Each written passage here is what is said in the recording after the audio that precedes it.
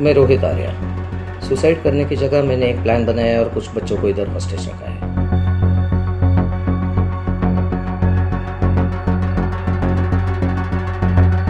माझं सुटका होईल ना बाबा.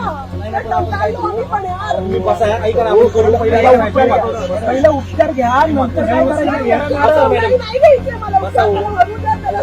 भेटून जमीन का? कंटाळले हो, कंटाळले. किती करू मी? म्हणजे किती बघते मी, मला माहिती आहे. नाही, पण माणूस चालला पाहिजे. सरकार कसलं बी असू द्या, माणूस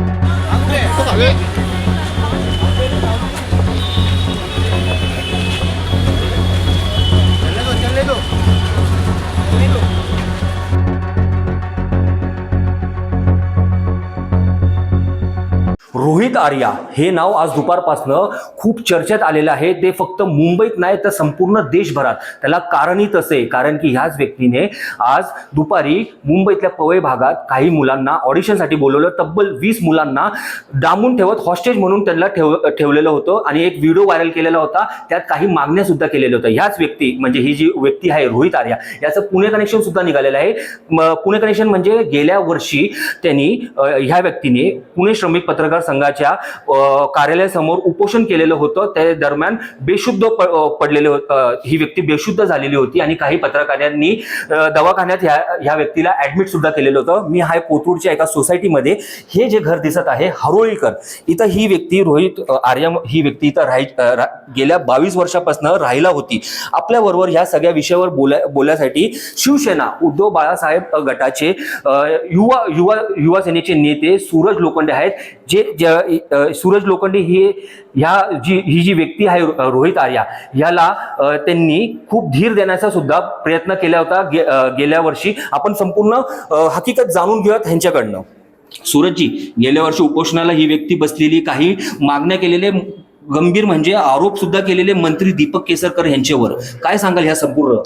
त्याविषयी शालेय शिक्षण मंत्री होते दीपक केसरकर। स्वच्छ सर्वेक्षण मॉनिटर हा यांचा प्रकल्प होता, तेव्हा दीपक केसरकरांनी तो रन केला पण त्या प्रोजेक्टसाठी जो लागणारा सगळ्या जाहिरात, पैसे, खर्च वगैरे त्या रोहित आर्याने स्वतःच्या कुटुंबातील वस्तू घाण वगैरे ठेवून सगळी आपली संपत्ती होती ती विकून केला, पण त्यांना 1 रुपयाचा मोबदला भेटला नाही। तो मोबदला भेटला नाही, त्यामुळे त्यांनी शासनाचा पाठपुरावा करत राहिले। दीपक केसरकरांच्या विरोधात त्यांनी 2 वेळा आंदोलन केली, एका मंत्रालयात केलं, एकदा पत्रकार भवनच्या इथे केलं। त्यानंतर जी परिस्थिती खालवली होती, त्याला पत्रकार भवन तुम्ही सगळे होतो आपण त्यांना ऍडमिट केल्यानंतर त्यांच्यावरती उपचार घेऊन परत त्यांना आम्ही घरी एकदा भेटायला आलो। त्यांच्या मिसेस ICICI बँकेत चांगल्या हुद्द्यावरती, मुलगा सुद्धा चांगला आहे, म्हणजे चांगली उच्च शिक्षित फॅमिली होती त्यांचे। सगळे आम्ही पाठपुरावा बघितले, पत्रव्यवहार बघितले, मंत्र्यांसंघाचे फोटो बघितले, दीपक केसरकर यांच्या संघाचे त्यांचे फोन कॉल बघितले, सगळं म्हणजे व्यवस्थित व्यक्ती होती। पण यांना कुठेतरी त्यांचं नाव दिलं गेलं पाहिजे होते, ही त्यांची मागणी होती आणि त्यांच्या कुठे 2 रुपये खर्च आले त्यांना भेटले पाहिजे।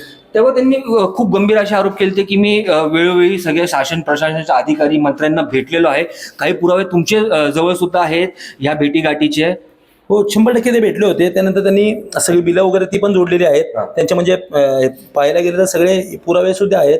हे बघत गेले तर तुम्ही शालेय शिक्षण मंत्री त्यांचे कार्यक्रम त्यांना पुरावे आर्य, त्यानंतर हे बघा तुम्ही सोबत, नंतर हे बघा शासनाचे सगळे कार्यक्रमाला म्हणजे ते स्वतः होते। त्यानंतर मग कुठेतरी एक दीपक केसरकरांना स्वतःचं नाव, दक्षिण कुठं नाव मोठी ही परिस्थिती करायची म्हणून त्याला कुठेतरी बाजूला केलं आणि ही वेळ आणली त्या माणसाचा कुठेतरी पडद्याआड नेला आणि स्वतःचा पुढार पण पुढे गेला आणि ही वेळ त्या माणसावरती आली। त्यांनी मार्ग अवलंबला हा चुकीचा महाराष्ट्राच्या दृष्टीने, पण ही वेळ आली नाही पाहिजे महाराष्ट्रातल्या जनतेवरती। मी तेच म्हणतोय, मार्ग जो आज अवलंबलेला ते खूप चुकीचं होतं। मात्र तुम्हाला काय वाटतं, हे जे त्यांच्याबरोबर ही जी फसवणूक झाली त्यातून जी नैराश्य आलं त्यातून हे गंभीर प्रकार झाले का? नाही, पण नैराश्य जरी आलं तरी तुमच्यासारखे पत्रकार बंधू आहेत, मीडिया आहे, त्यांच्या समोर आपण आवाज उठू शकतो। आपला महाराष्ट्र एवढा कमकुवत नाहीये की आपण कुठलं तरी एक टोकाचं पाऊल घ्यावं। आपण जर आवाज उठवला तर आवाजाला 100% प्रतिसाद मिळतो, पण कुठल्या तरी लहान मुलांना दुसऱ्याच्या वेटीस धरून आपल्या मागण्या मागणं हे एकदम चुकीचं आहे। याला मी कधीही पाठबळ देणार नाही।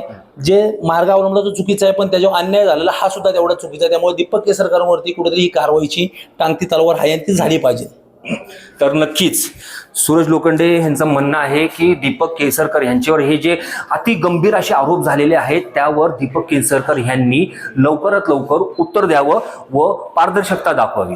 न्यूज नेटवर्क 360 मराठीसाठी मी जोएब शेख, पुणे।